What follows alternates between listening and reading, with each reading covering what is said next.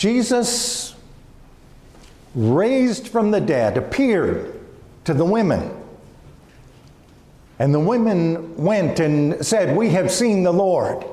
And Jesus then appeared to the disciples, and they shared the good news, "The Lord is risen."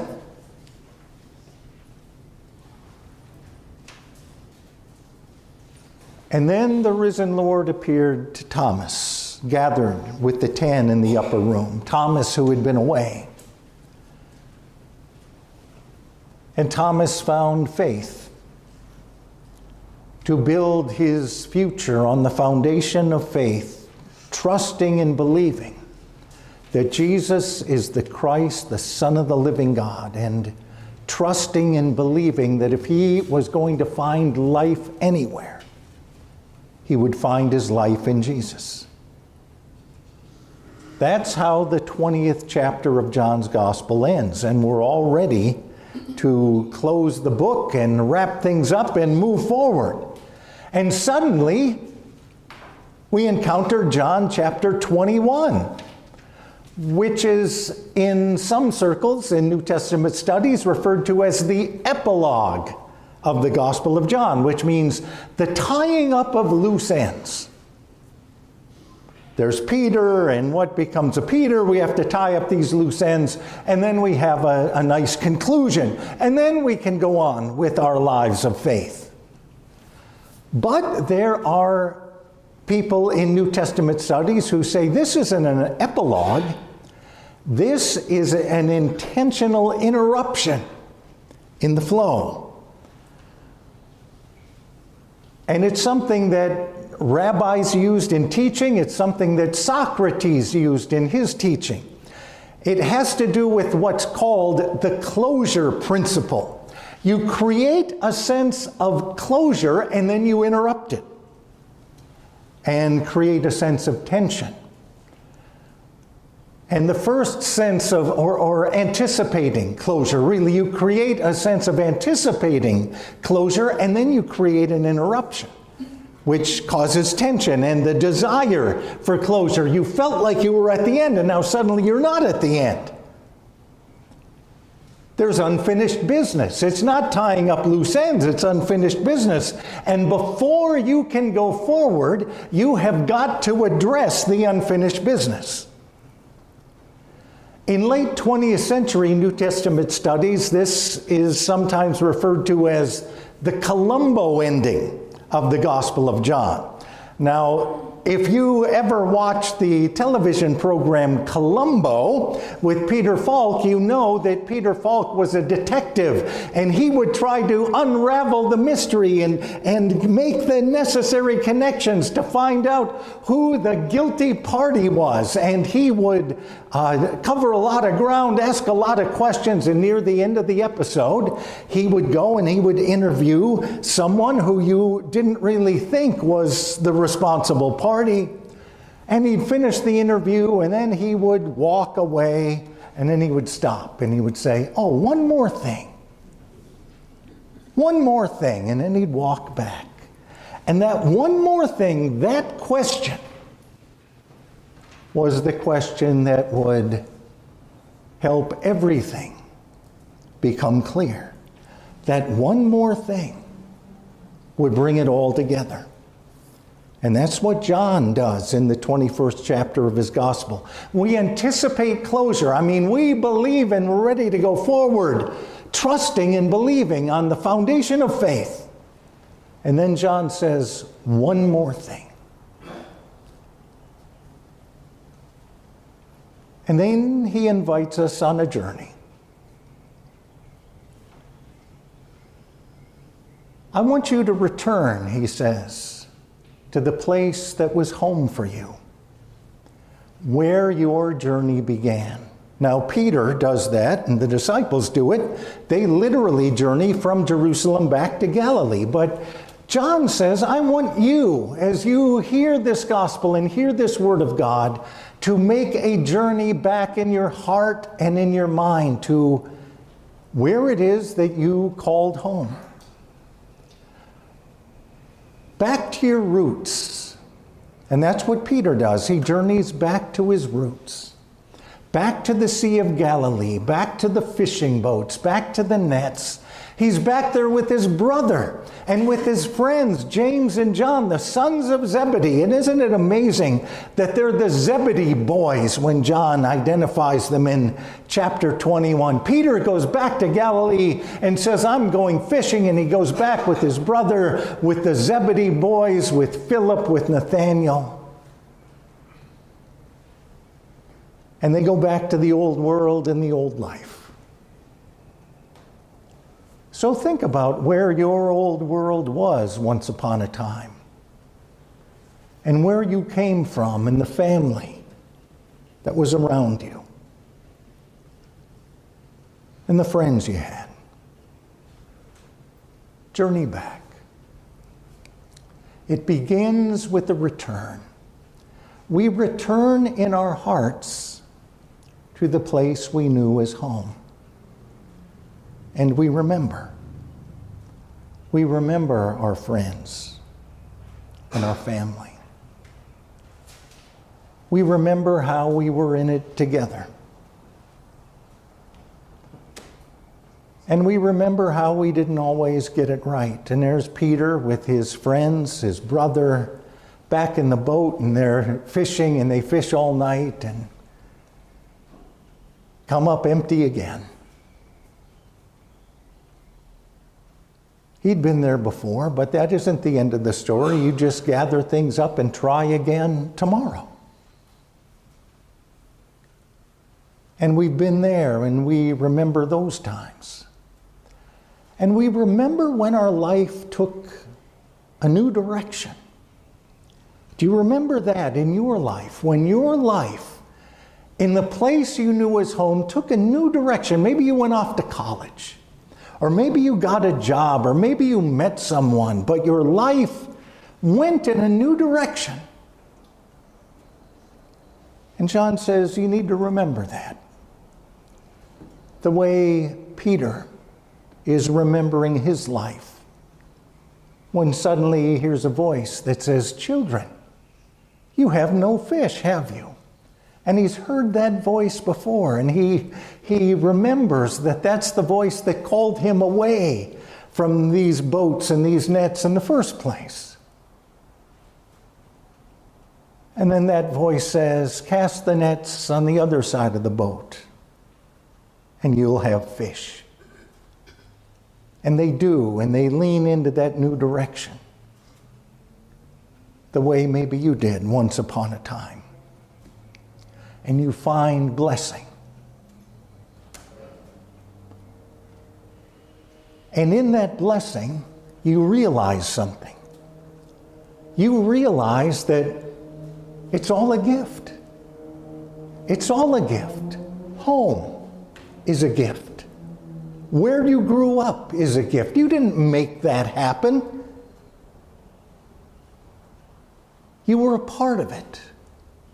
And your family was a gift. And your friends. The days you shared together. All the days you can remember. Your best days. They were all a gift, just like casting a net on the other side of the boat and having it filled with fish. It's all a gift. And you realize in that moment, as you pull that net up, the way Peter realized, we're not rooted in Galilee, or we're not rooted in the place that we come from. We're rooted in God. God is the one who provides all this as a gift and a blessing. And Peter realizes that. And in that realization comes recognition that Jesus is with them. It is the Lord. He's the one who has provided all of this out of God's great love for all of us. Every one of us has abundant blessing in our lives that God has given us. And we are rooted in God. And Jesus invites them to the shore, and Peter and the disciples go. He says, bring some of the fish you've caught. And Peter, interestingly, 153 fish in the net, Peter drags that thing onto the shore by himself. You think Peter is not a strong man? Strength and determination. He's going to do it. He drags that net full of fish onto the shore. And there's a charcoal fire there. And Jesus says, bring some of the fish you've caught. And they sit down and they have breakfast. And John wants you to think about that. To reconnect with times in your lives where you sat down and shared something wonderful, a wonderful time with the people that meant the most to you in all the world. Because that's what Peter does. He shares a meal with Jesus and Andrew and James and John and Philip and Nathaniel, Thomas. And when you share a meal like that, it's food for the soul. And you remember what is good and right and true and best about this life that we share.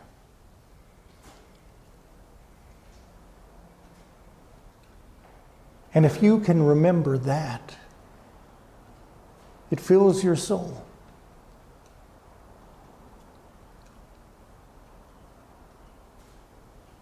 And when breakfast is over, Jesus says, Peter, there's one more thing. That's the unfinished business.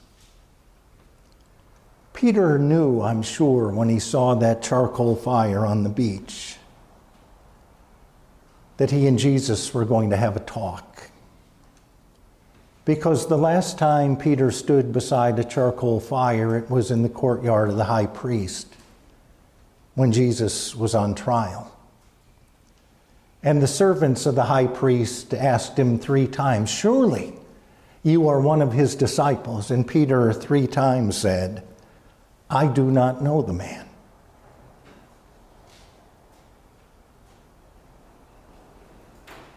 And Jesus invites Peter to be redeemed, to deal with the hard truth of the pain that he's been carrying around with him since that night. The night when he was not at his best. The night when he failed his Lord and failed himself. And so Jesus invites Peter into the experience of forgiveness.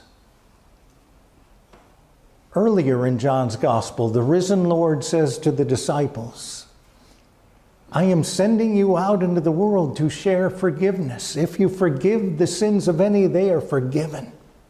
If you retain them, they are retained. And Peter knows that if he is ever going to be free of the burden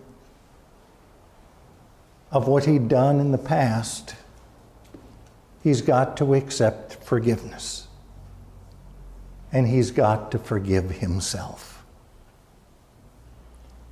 And so Jesus talks with him. Simon, son of John, do you love me? 3 times he asks him. Yes, Lord, Peter says, you know I love you. And Jesus says, now go forward and serve me faithfully. Feed my lambs, tend my sheep, feed my sheep. It's the power of forgiveness. John wants us to know that without forgiveness, we cannot go forward. We get stuck in a place of remembering what was and remembering when life was good. But we can't really experience the fullness of the goodness of life until we embrace the freedom of God that's ours in God's forgiveness and we forgive ourselves. I remember having a conversation with a woman in the first church I served back east. And I shared this in Bible study, and it comes back to me when I talk about forgiveness. A remarkable woman. I met her after her husband had passed away. She had photos of her husband, Bill, in her home and would invite the pastor over to have coffee, and we'd sit and we'd talk and look out the window of her living room, and cardinals would come in season and perch in her tree in her front yard. And she had photographs also of herself singing opera in New York City. She was an opera singer in New York. She sang sometimes in church on Sunday morning, but she said, it's really not the same. Betty singing in Carnegie Hall. And she was an opera singer, a young woman, just beautiful in the black and white photos. And then she met Bill, and Bill had just gotten out of the service.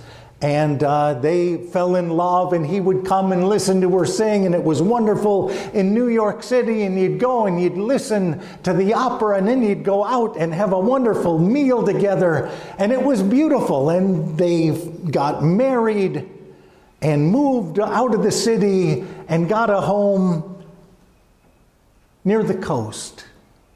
And Bill went to work as an engineer. And Betty said she only went back to New York City one more time.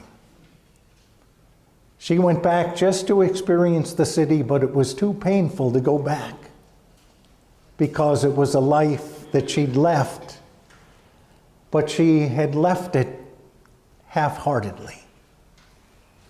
She had always wanted to keep singing in New York, but after she got married, she just gave it up. And she and her husband were married for 40 years, living in a small community.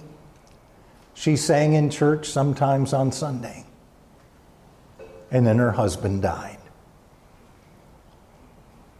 She told me that her husband came to her in a dream after he died. She said it was really him. It was really him. It wasn't a dream. It was him. And he said, "Betty, you must forgive me. I didn't realize what it was that I had you give up.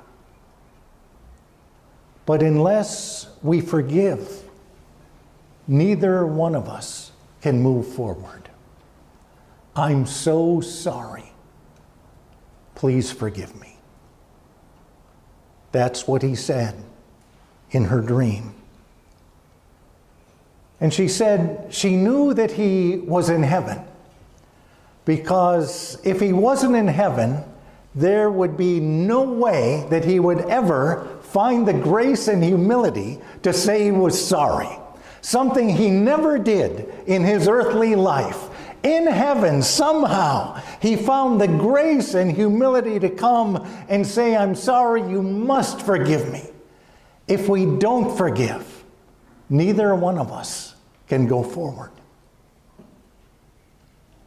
And that's the journey that John takes us on, along with Peter and everyone else who has asked one more thing at the end of John's gospel.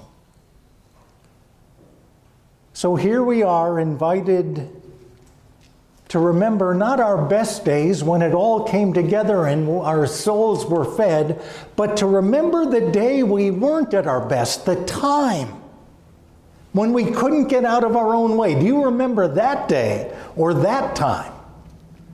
And God will bring you back to that day or that time, just as a way for us to reconnect with the grace and the forgiveness of God. I took that journey just a week or so ago.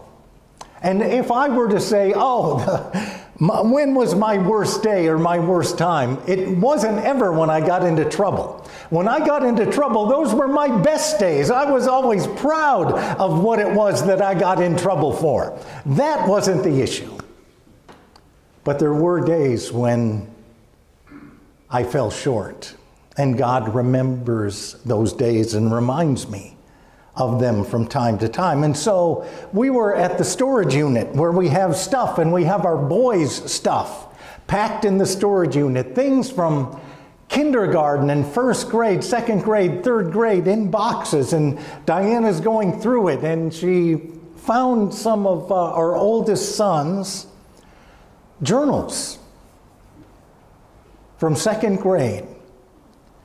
And she pulled it out, and the title of the essay was, My Hero. And of course, lacking humility, I thought, who could he have been writing about? My hero. And he writes about the time we were moving from California when we lived in Pismo Beach many years ago. He had finished first grade, was going into second grade, and we were driving across the country from California to Maine. I'd been given the opportunity to start church in Maine. We decided to take the scenic route, so we had driven up the coast to Seattle and went to Pike Street Market, and then we were going to take a right and head to Maine. We go to Pike Street Market, it's wonderful. He writes about this in his essay, second grade. People were throwing fish around and catching them. And that's what they do up there. They throw the fish around and they catch it. And we got coffee and we had lunch, and it was a wonderful time. And then we walked out to the parking garage to go to the car. And we walked out to the parking garage, he says, but my parents went to have one more look at the scenery while he got on the elevator. The elevator doors closed, and he went down, we don't know where. Diana had our two youngest with her. Ethan, who was, 4 maybe? 4? And she has him by the hand. Austin, who was 1, is on a backpack or one of those things on the front, so she has 2 kids. And she goes, oh no! And she goes running down the parking garage, calling Nate's name, hoping to find him somewhere down below. She doesn't know how far down. We're at the top. She doesn't know how far down he's gone. So she has the 2 boys, and off she goes. And I am standing there. She says, you stay here. Maybe he'll come back. So I'm standing there, and I'm waiting, and I hear her. And her voice is becoming quieter and quieter the farther away she is from me. And I'm waiting and standing, and time passes. And suddenly the elevator doors open, and 2 women come out holding Nate's hand. And they walk up to me, and they're about to hand Nate's hand to me, and they stop. And one of the women looks at me and points her finger in my face and says, do not be angry with him. He's been very brave. And it brings me back to that moment. And to how my boys used to say, oh, Dad, you didn't really have to get mad. You would just have the look. And when you had the look, we knew you were mad. And one of those women knew that I must have had the look, because she put her finger in my face and said, don't you be angry with him. He's been very brave. And I was almost angry with him, if you can believe it.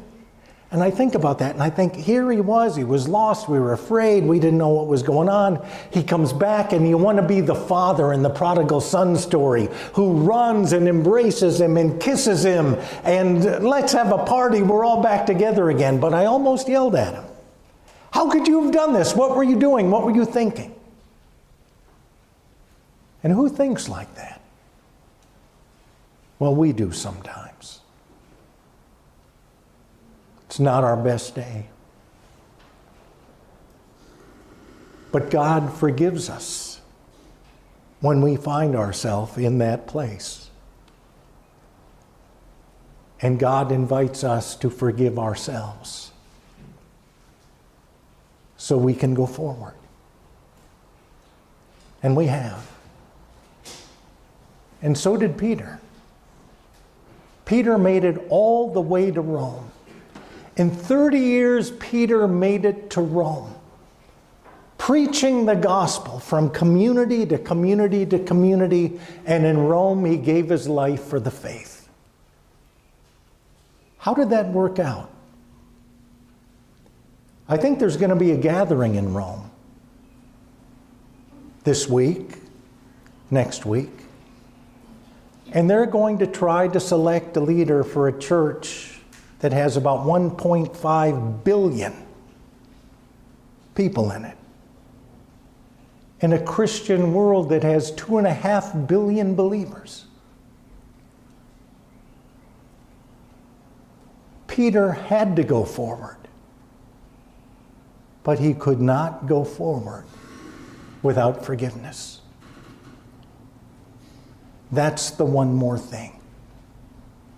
And that's true for us all. In the name of the Father, and of the Son, and of the Holy Spirit. Amen.